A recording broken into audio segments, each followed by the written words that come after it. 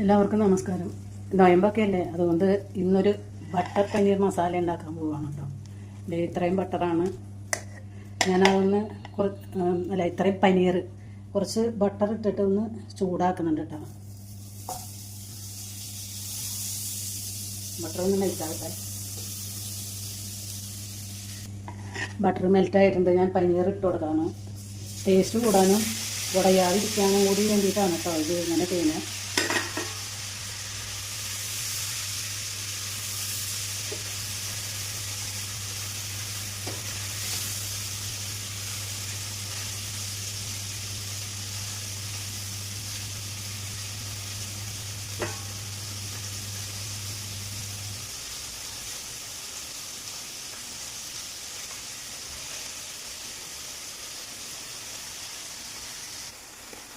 പനീർ ചെറുതായിട്ട് ഫ്രൈ ആയിട്ടുണ്ട്.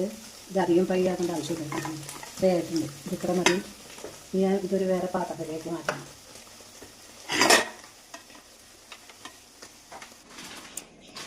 മസാല ഉണ്ടാക്കാൻ പനീറിലേക്ക് മസാല ഉണ്ടാക്കാനായിട്ട് ഒരു ചെറിയ തക്കാളിയാണ് 4 എടുത്തിട്ടുണ്ട്. വലിപ്പമുള്ളതാണെങ്കിൽ എത്ര വേണം കേട്ടോ. വലിപ്പമുള്ളതാണെങ്കിൽ 2 മതി. നല്ല വലിപ്പമുള്ളതാണെങ്കിൽ. ഇത് ചെറുതായതുകൊണ്ട് 4 തക്കാളി എടുത്തിട്ടുണ്ട്. കുറച്ച് കശുവണ്ടി, അത് ഞാൻ ഒന്ന് ചെറുതായിട്ട് കുതിരാൻ വെച്ചതാണ്. അത് ഞാൻ വെള്ളത്തോട് കൂടി തന്നെ, വെള്ളം ഒഴിക്കേണ്ട ആവശ്യമില്ല. തക്കാളിയിൽ വെള്ളം ഉള്ളതാണ്. എന്നാലും വെള്ളം കുറച്ച് മാറ്റിയിട്ട് ഇട്ട് കൊടുക്കണം. ഇതൊന്ന് അടിച്ചെടുക്കട്ടെ. പനീർ ബട്ടർ മസാല ആക്കാനായിട്ട് 2-3 സവോള ചെറുതായിട്ട് അരിഞ്ഞെടുത്താണ് വേണ്ട. അത് ഞാൻ ബട്ടറാണ് ഇട്ട് കൊടുത്തേക്കണം. ഒരു പീസ് ബട്ടർ ഇട്ട് കൊടുത്തിട്ടുണ്ട്. അതിനകത്താണ് ഉണ്ടാകുന്നത്. ബട്ടർ മസാല എന്നുള്ളത് വേണം. അപ്പോൾ ബട്ടറിൽ തന്നെ ഉണ്ടാക്കാം.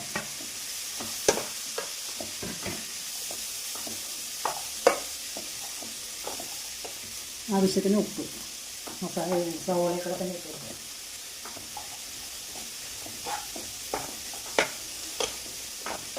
അതുകൊണ്ടൊന്ന് വേണം. ഒരു 3 പച്ചമുളക്, കുറച്ച് വേപ്പില, ഇത് ഇട്ട് കൊടുക്കണം. സവോളയൊക്കെ ഇട്ട് കൊടുക്കണം.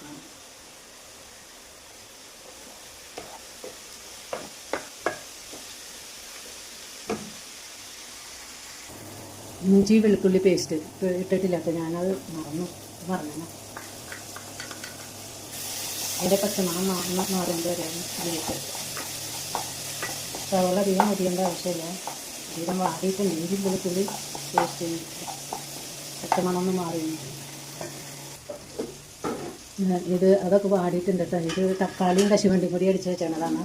അത് ഇട്ട് കൊടുക്കാം. തക്കാളിയുടെ പച്ചമണം പച്ചച്ചോയമാണ്.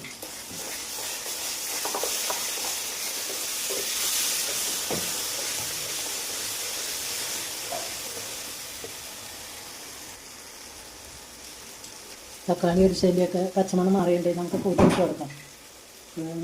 ഒരു 1/4 ടീസ്പൂണ് മഞ്ഞൾപ്പൊടി, കാശ്മീരി മുളക് പൊടിയാണ് കേട്ടോ. ഇത് 1 ടേബിൾ സ്പൂണാണ്. Meat masala 1 spoon.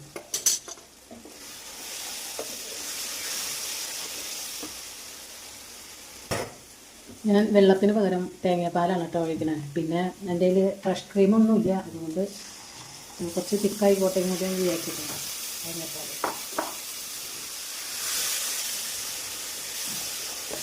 എനിക്ക് ബട്ടർ പനീർ മസാലയ്ക്ക് തേങ്ങാപ്പാലിൻ്റെ ആവശ്യമില്ല. ക്രീമൊന്നും ഇല്ലാത്തതുകൊണ്ട് ഞാൻ ചേർക്കുന്നതാണ്.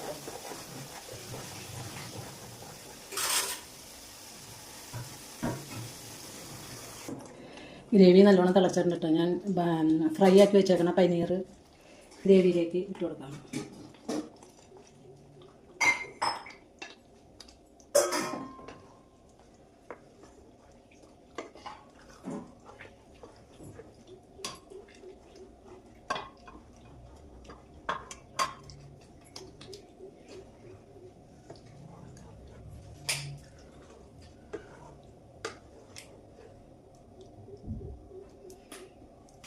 പനീർ ബട്ടറിൽ കിടന്ന് വെന്തതാണ്. പിന്നെ അധികം വേവേണ്ട ആവശ്യമില്ല. പൊടിഞ്ഞു പോകും. എന്നാലും ഒന്നങ്ങോട്ട് തിളച്ചിട്ട് നോക്കുക. അടിപൊളി ടേസ്റ്റിലെ ബട്ടർ പനീർ മസാല റെഡി ആയിട്ടുണ്ട് കേട്ടോ. കണ്ടോ?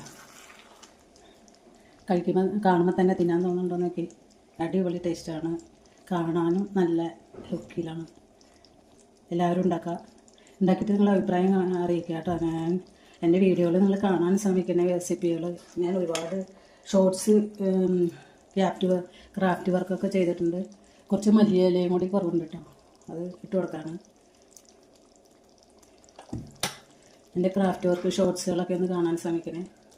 റെസിപ്പികളൊന്നും ആരും കാണൽ കുറവ്, ഷോർട്സുകൾ പിന്നെയും കാണുന്നുണ്ട്. റെസിപ്പികൾ കാണാൻ ശ്രമിക്കുക. കാണുന്നവർ ഇതൊക്കെ ഉണ്ടാക്കി നോക്കാൻ ശ്രമിക്കുക. ഇഷ്ടപ്പെടുകയാണെങ്കിൽ എല്ലാ അഭിപ്രായങ്ങളും അറിയിക്കുക. എല്ലാം മറ്റുള്ളവർക്ക് ഷെയർ ചെയ്ത് കൊടുക്കുക. ലൈക്കും സബ്സ്ക്രൈബും ചെയ്ത് സപ്പോർട്ട് ചെയ്യുക.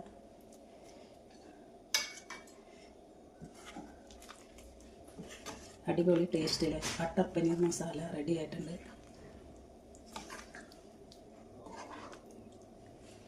Easy butter paneer masala.